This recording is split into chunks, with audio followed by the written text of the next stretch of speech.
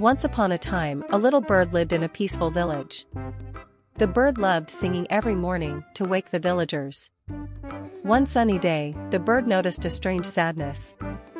The villagers were worried because the village well dried up.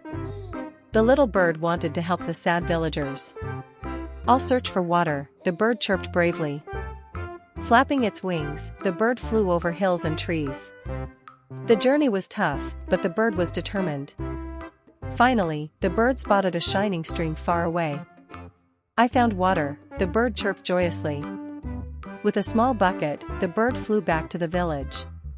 The villagers cheered when they saw the water bucket. "Thank you, little bird," they said with bright smiles.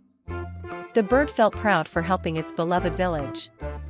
The village was happy, singing and celebrating together. From that day, the bird was a hero in the village.